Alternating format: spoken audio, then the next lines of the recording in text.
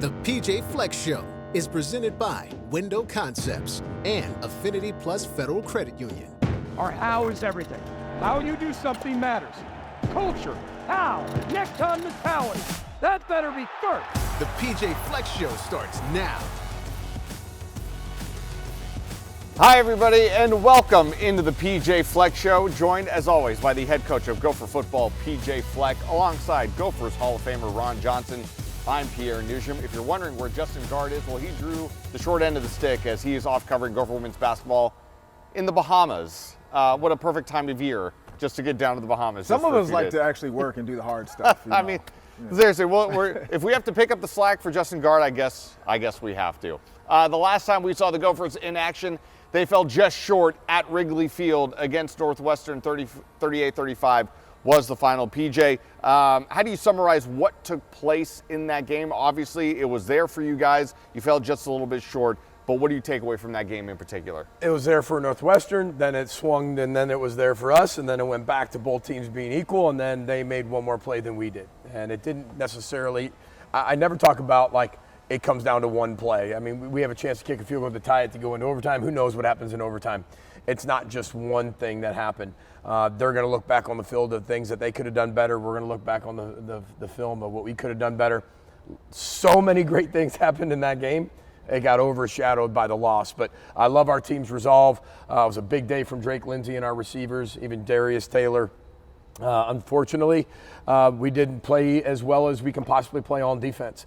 We're playing one of the best defenses in the Big Ten statistically, and they still gave up 35 points. It was one of those games that went back and forth, both teams making big-time plays. Unfortunately, fell one play short. And when you look at, like you said, your offense was humming. When you look at Javon Tracy having probably one of the best games I've ever seen a receiver have, and then you look at their running game, it wasn't just like one play. It was just small plays here and there, and the defense just couldn't find a way to get off the field. Right. So when you look at that, how do you come up with a plan or tell the players, like, look, you're doing everything you can, maybe this guy missed a tackle here, or this gap was there and it shouldn't have been. It's a great question, Ron, because you don't look at, this is, as I talk every week, you're not, even if we won that football game, it's not about what you do, it's not about the result, whether we won or lost, it's how you got there. Yep. And how we got there this week, that's why you go into film and you show them, hey, listen, if you do get reached and you're out of your gap, that's when it spills, and here it goes for a long run. We drop a young man in man coverage. You drop a receiver in man coverage. We're playing some young players, but we get our eyes in the wrong spot from one of our young linebackers, and bang, it's out the gate. So there's 4 or 5 real explosive plays that those happen for a reason, because somebody's not where they're supposed to be. I thought we played really tough defense. They made some plays. They were in a lot of third and shorts. We just couldn't get off the field that way. But this is one of those games that was going to go back and forth. And whether it was going to be 6-3, whether it was going to be 38-35, it was going to go back and forth. And anybody could have won that game. Unfortunately, we weren't able to do it. Preston Stone, their quarterback, had his best game of the season for him, 83% completion percentage. The week before, Dante Moore had a 90% completion percentage. What are you noticing from your defense that is allowing high numbers, and what needs to be done to correct to bring those numbers down? Part of it, we're allowing it. Part of it, they're just making great plays. I mean, we've got some guys in the secondary that are blanketing receivers. We're all over receivers. It's a perfect ball. It's the only place the ball could be, and they're actually making the catch. Some other things, as I told you, there's one that we just drop a guy in man coverage. Why we do that, we got to learn from that, right? Part of it, playing really young players. When you drop a guy, it's going to be an explosive play. But we were a little too soft in the first half in terms of how much we gave them. We tightened it up in the second half, but they made a lot of contested catches. The ball, this is, I think, Northwestern's quarterback's best game of the year. But it was more about not just running free. They made a lot of contested catches, and we made them earn it in a lot of different ways. And 2 questions here. So one, to kind of piggyback on that, Mike Gerald had one where he's literally covering the receiver. Quarterback kind of comes out, receiver, secondary play. Yep. How are you teaching? Because we hear Brian Flores say this all the times when you're playing quarterbacks that are willing to move a little bit. Yep. Plaster the receiver. Don't look for the ball. How do you tell those young guys to stop trying to make the play and just keep an eye on your receiver, and trust me, it'll work. You've got kids, and your kids were really young at one point. They're still really young. Don't do this, don't do that. Yep. Got it. Boom. Why'd you do that? I don't know. I just did it. Yeah. That's part of the youth piece. And unfortunately, we played a really experienced football team on the other side, on both sides of the ball. We've had some injuries that forced us to play some of our younger players who are very capable of doing it, and they're very good at doing it. But there are certain things when you play young players that you risk certain things. And we drop a guy in man coverage. Mike Gerald's a great player. He's going to be a great player. Yep. And it's not his fault. It's not Manuel Carmo's fault. Right. They're young players playing, and I wouldn't play them if I didn't believe in them. But they will respond, and these are the things that you go through when you do have some injuries and your depth behind it is really young, but you force yourself into that position, and then those guys will fail, and they'll grow, and they'll play better in the future. Yeah, no, trust me. My daughter this morning, my 11-year-old, she knows better. No iPad before school, no iPad during the week. Mom's out of town. First thing I hear this morning, YouTube. And I'm like, what are you doing? So the question from the media and me would be like, why are you such a bad dad? I know, right? So I hear the YouTube. How could that actually happen, I had to go Ron? in there and say, what are you doing? I took the iPad. I had to hide it. My wife tells me where to hide it so the girls don't look for it. So it's just like, not to watch it because Grandma's been here helping, during the weeks since my wife's gone. Grandma. So Grandma's fault. Grandma's taking them to school, so Grandma, No accountability from the dad. See, now that you know how I feel as a coach, I get to ask the questions. It's the same thing. But here's another one though. So Drake Lindsey had a great game. Yeah. Like every time Javon Tracy got into a route, I was watching his lineup. I was watching kind of the DBs. I was super excited. I was hoping he got 4 touchdowns. He was on one of those tears that, you know that. You go Super Saiyan as a receiver, and there's nothing they can do to stop you. When you see that and Drake Lindsey sees that, how do you go into this week not pushing that, but also saying, hey, it's there? Yeah, you're going to take what the defense gives you every single week, but I think what it's done is when Javon Tracy came here, he's a really good player. But this is about polishing. This is about becoming an elite player. We've had numerous talks in my office, and every week what I've seen over the last 4 to 5 weeks is Javon Tracy taking the next right step, and then the next right step. Whether it's fundamentals or techniques or releases or attacking the ball in the air, it's the small integral pieces, right? Using his meat grinder down the field and his square shoulders, catching the ball in traffic, puncturing, understanding situational football, spatial awareness. And I saw that in Elijah Spencer his first year here. Elijah Spencer was 10 times better the second year, right? And that's why we take a lot of multi-year transfers, because they get an aha moment that first year. Some of it can be a little tough at the beginning, but then they get an aha moment, and then that second year, boy, they really take off. So when you look at this core nucleus of this entire football team, offense, defense, and special teams, it's still really young, and it's really inexperienced, and they're gaining experience as they go. Future's really, really bright as well, not only for next week in the bowl game, but for the future next year as well. Ron touched on it a little bit ago. The margin for error, obviously, in a game like this is razor thin. Third down was one of those margins of error. 2 of 8 for you guys, 8 of 14 for them. What did you notice about the third downs on both sides of the ball for you? 2 things that weren't very good. We had too many third and long conversions, and then too many third and short conversions. Usually it's you getting yourself in a lot of third and shorts and you're not getting off the field. We had some of those, but there were also some third and longs. And again, creating too much space with young guys playing in the secondary, maybe not trusting their speed enough, trusting their technique enough. It's natural. We as coaches have to put them in a better position where maybe they don't have to do that as much. But you don't know that until you play them, and then you go through times like this. But team had an unbelievable week. It's Axe week. They've done a great job responding and getting better. And, speaking of putting guys in positions, kickers, whether it's left hash, right hash, middle, if it's 40-yard, 35-yard, whatever, all that stuff, right? Yeah. But when you look at that performance, a couple missed field goals, 1, you have to bounce back, but 2, do you look at hey, here are other options at kicker? Because I think Brady's been really solid all year. He's made some really big kicks for us. And the kicking position is really hard because you're not going to just necessarily make them all. Now, were we too inconsistent with 2 of those? Do those change the game? Yes. But the third longs changed the game. The third and shorts changed the game. We were up 28-13 and get an empty possession on offense, and we miss a field goal. So we get another empty possession. There's a lot of different ways that we could have all done something better, not just the kicker. So it's not like we throw a bad pass and I pull out our quarterback. So when we don't make a kick, I'm not just going to pull out our kicker. Right. He's made some really big kicks. I'm really excited to see how he responds, and then you go from there. You possessed the ball for less than 20 minutes actually in the game, and you put up 35 points. And all of that was offensive points. I want to make that clear because sometimes you get a defensive score. It takes minimal time off the clock. 35 points in about 19 minutes and change. What do we take away from that in terms of efficiency? Because there have been games where you've scored less with more time, but now you've scored more with less time. What do we take away from that? We were down 10-0 again. I need to do a pregame speech where I'm like, all right, guys, we're getting ready to take the field. We're down 14-0. Everybody hear me? Let's go. And that's the pregame speech, because we do way better with this particular team when we seem to be down. I've never seen anything like it. And that's what's so interesting about college football, because every team has its own DNA, fingerprint, challenges, things that they're doing well. Maybe they don't do so well than other teams that you had. But it is unique to look at that time of possession and see the points we scored. But it does show that I think as we keep getting better, we get more guys healthy, we keep getting more of our playmakers back, we can score quickly. And it's not just about, well, why don't you do that all the time?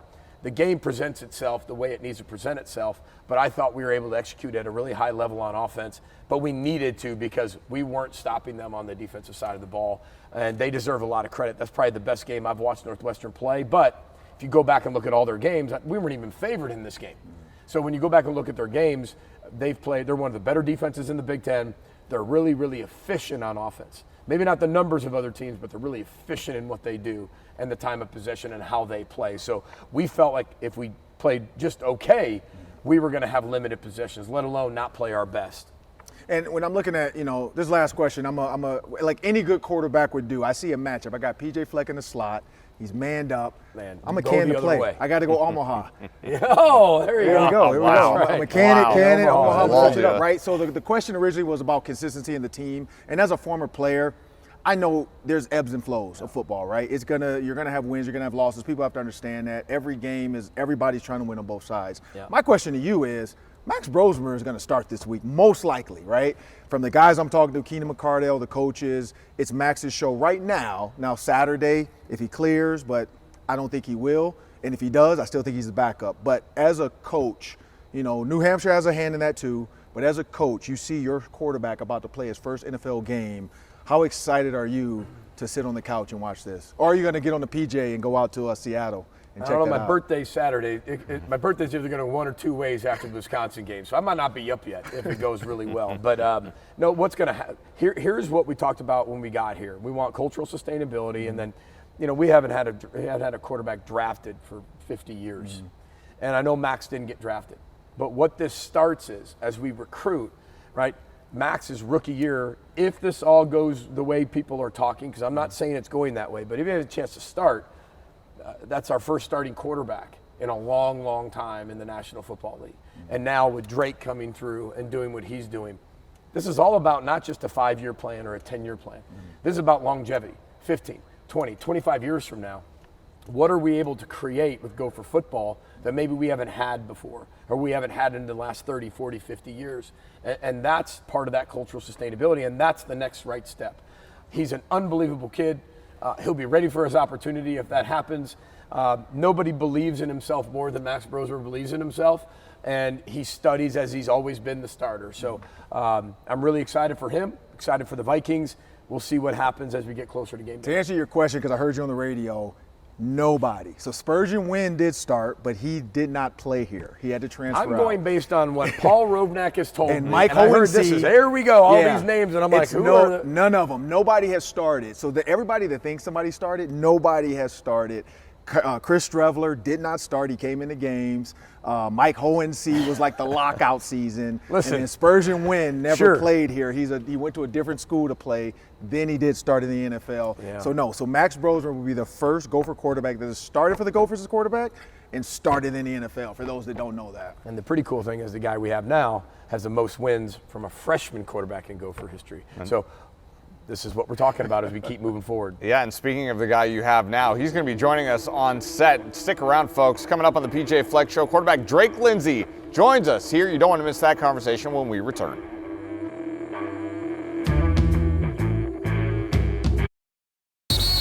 You're watching the PJ Fleck Show. There we go. Welcome back to the PJ Fleck Show, everybody. Joined now by the starting quarterback of your Minnesota Golden Gophers, Drake Lindsey. Drake, we appreciate you joining the show. Appreciate you guys. When you're looking at your season overall as a whole, there's one more game left to be played in the regular season. Looking back from the start of the season now, how would you evaluate your season and where you think you are at this point? Yeah, I think I've developed in a lot of different areas. Meeting with Coach Fleck on situational football, I think is the biggest thing for me. Getting in his brain and picking it and seeing where I can grow in that area, because there's so many situations within a game that we practice every single day. Spring ball, fall camp. That's kind of the next step I want to keep getting better at, is just understanding every situation. when to check it down, when to tuck it and run, and make the available play. And I know you watch NFL football, so you've seen A.J. Brown with Jalen Hurts. Mm-hmm. Javon Tracy wears number 11 too. Yeah. He's a receiver. We know we can be divas, but what did he tell you this week that you realized, like, hey, this guy's open a lot? Not really much. Ball just came his way this week, and he made really good plays with the ball. His ball skills are second to none. Even the ball that bounced off his face, I don't know many people that are going to retain and catch that ball. He's a great player, and I'm excited to see what he can keep doing for us. And does that give you, even that, because when I saw you make that throw, I was like, oh, he's not looking yet. Yeah. And then he still came up with it somehow.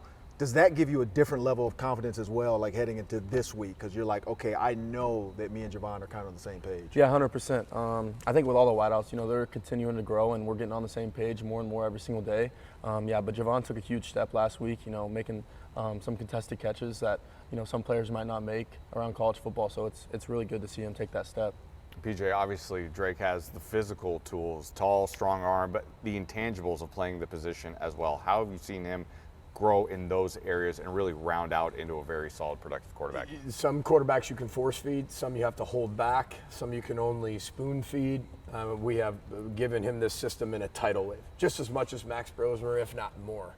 And he's handled it very, very well, because the only way that we're going to get him for him to maximize his potential, which we feel is incredible, is for us to be able to force feed that. And he's a guy who loves football. He loves the film room. He loves being around. Max Brosmer taught him an awful lot, but Drake had a lot of that to begin with. But to be able to watch him mature over the course of the year has been awesome for a head football coach, because he doesn't act like a freshman. He doesn't talk like a freshman. He's working on his leadership constantly, and people want to do it for him. You have to believe in the quarterback. As Ron knows, you have to walk in that locker room and be like, this guy's going to win the game for us. You've got to do three things. You got to execute in the run game and get us in the right run plays. You got to win in 2 minute, and you got to win in third down. And if you can do those three things and do it at a very, very high level, because that's when the game's on the line, then you're going to play in the NFL a very, very long time. He's got a lot of years here with the Gophers before we get to that part, but it's so fun to coach him because he is a gym rat and a film rat. And it's hard to find that in this transactional world. It's really hard to find people who truly, truly love football and want to keep growing. As he just talked about, situational football, him and I have to think exactly the same, even in the 2 minute drill prior to the end of the first half and then the end of the game. We're in constant communication constantly, and I thought he handled that beautifully. And when you look at this group of athletes, you got, Darius Taylor, you got all the receivers he just named, you got the tight ends, Bibber and Gears.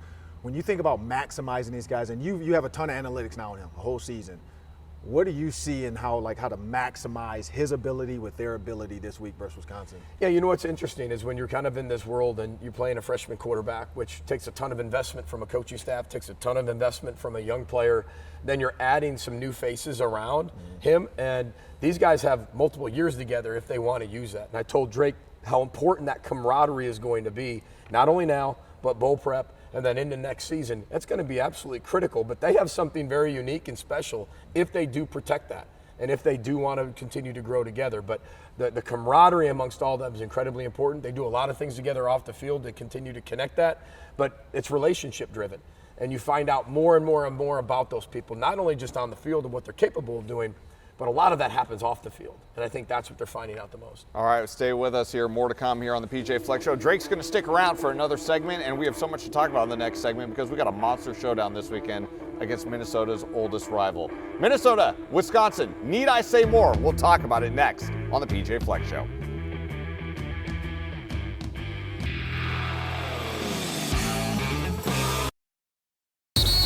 You're watching the PJ Fleck Show. Welcome back to the PJ Fleck Show, everybody. The Axe will be on the line this Saturday as Minnesota hosts Wisconsin. PJ, Wisconsin has had a bit of a weird season, but in their last 3 games, they have 2 top 25 wins.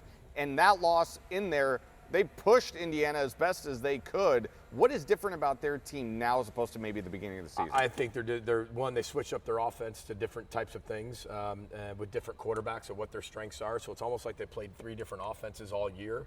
And then also they're rallying around this defense. This defense is very, very good statistically in the Big Ten. They're holding their opponents to about 15 to 20 points under their average over the last 5 to 6 weeks. So we definitely have a challenge on our hands for sure, and it's going to be a heck of a rivalry. And I did the Children's Masonic Hospital, last week. We did the fashion show, and I got a chance. Actually, Brax's little sister was modeling with us with Unreal. But I met some young ladies. Who's the most athletic person in your relationship? Because I met some Gopher cheerleaders that said you might not be the most athletic person in your relationship. Gabby? You're talking about Gabby? No, I think I'm more athletic than Gabby. She's a heck of an athlete, though. She can do some stuff cheerleading that I've not seen a lot of people do, tumbling. So she's getting back out there. She had a knee injury, but she's doing great. All right. And so speaking of this week, though, looking at a competitive edge, when you just think about your game, where do you see yourself taking that next step this weekend?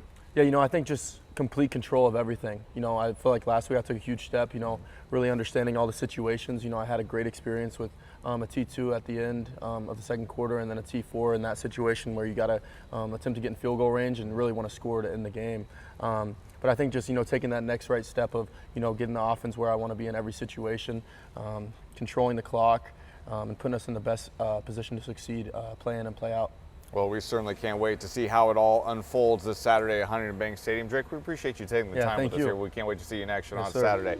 And, of course, we have to thank PJ Fleck as well, as this is the final PJ Fleck Show of the season. And don't forget to join us Saturday morning for the final edition of the Gopher pregame show as we count you down to kickoff between Minnesota and Wisconsin. We can't wait to see you all out at Huntington Bank Stadium. Thanks for joining us all season long, everybody. We'll see you back for one more ride this Saturday.